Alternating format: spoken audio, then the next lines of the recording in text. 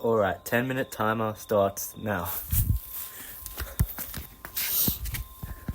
Hello everyone, welcome to the second episode of my series where I talk in front of a camera for 10 minutes to improve my impromptu social skills.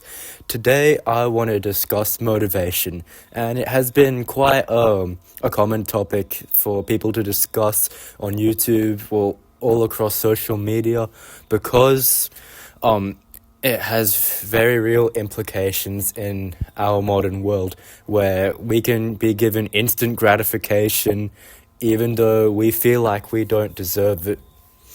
Meaning that when we do deserve a reward for our actions, we don't necessarily feel the effect of it, which can impact our peace of mind and our reward system, our mental reward system.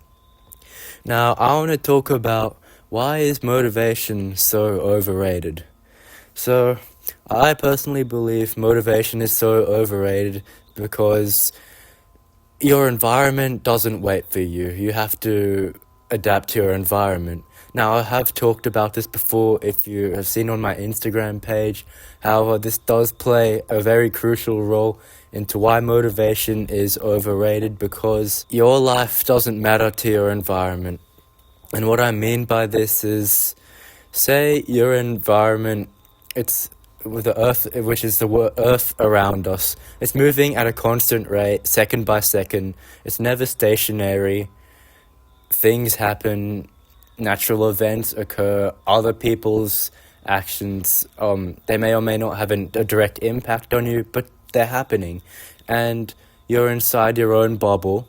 And if you ever feel like you need a break from reality, depending on the context, there really is no break because everything is moving around you. Like this 10-minute speech, it'll be 10 minutes. There's no point where I'm pausing this.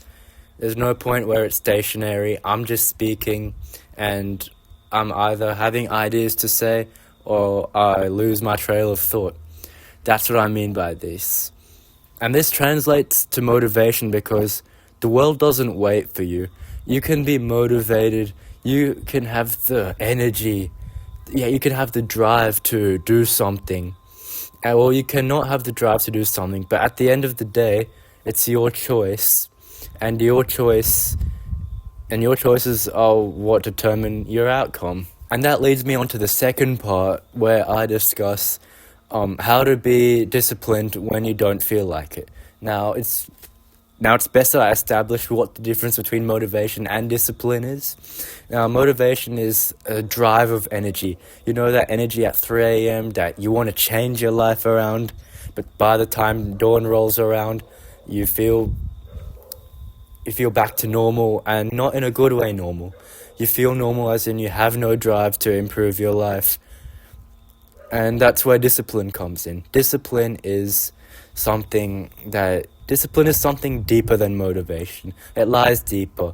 It has a root cause. Like, there's one thing in your life that you want to change, and regardless of emotions, you will go to the desired length in order to change it.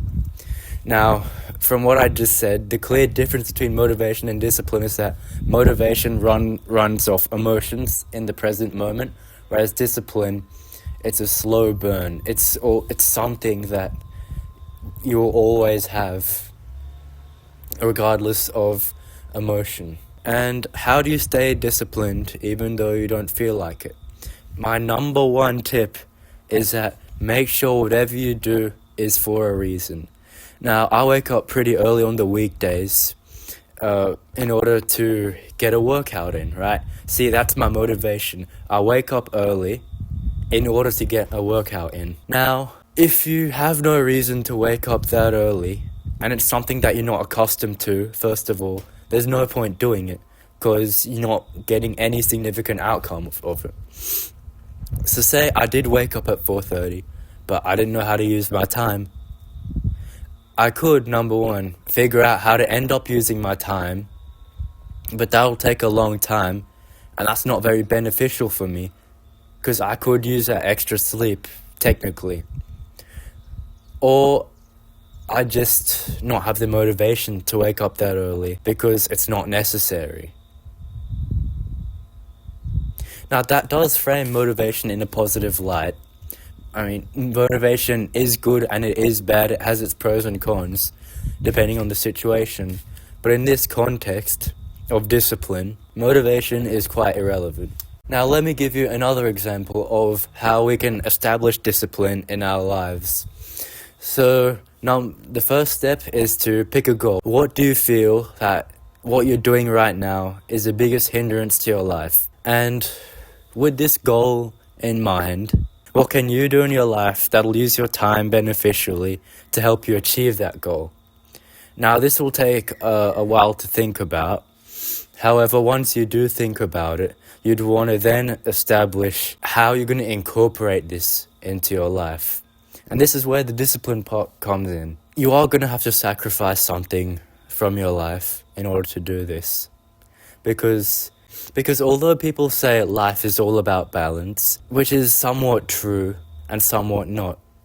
And I say it's somewhat not true because in life, if you prioritize two things at once, you're not going to get better at either of them. However, if you prioritize one thing over the other, then you'll be able to get better at one thing while be able to maintain the same level of another thing. And when you want to prioritize the other thing, you can prioritize that and keep the other priority at baseline, if that makes any sense at all. That's what I mean by having a balance between priorities. And you can have the discipline, but if you prioritize two things at the same time, you're not going to get any meaningful benefit from it.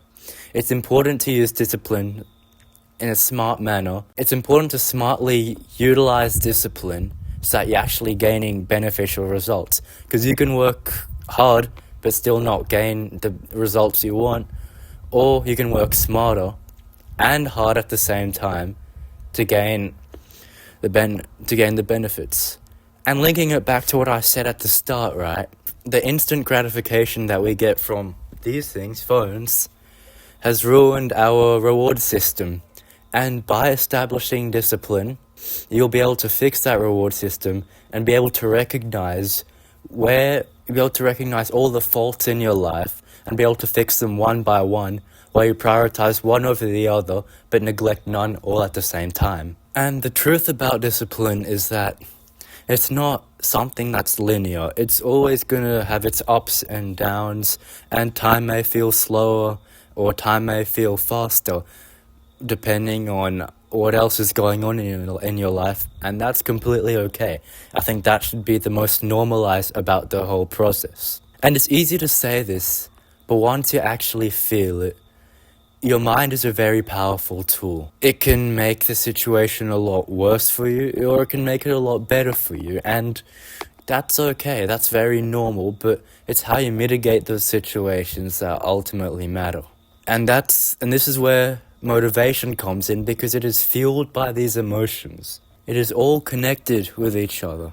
And by training the subconscious mind to actually understand this, you'll be able to program your thoughts to keep normalizing discipline through all the small little actions that you do every day, that you don't even second guess what you do anymore, because it's all ingrained into your system. Now, I'm not speaking for all people, but there's a reason why some people never manage to attain those goals, is because they can have discipline and they know how to deal with motivation.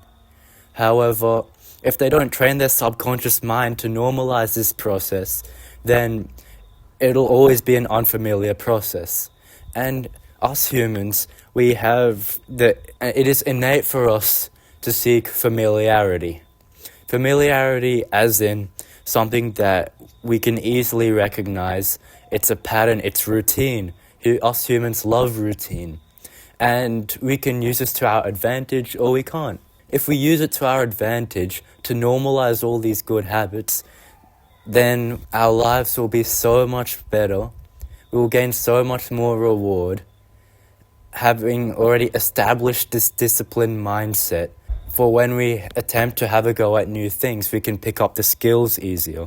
and it also helps us to acknowledge our mistakes whenever we make them as well. Alright, my 10-minute time is finished. I'll see you next week.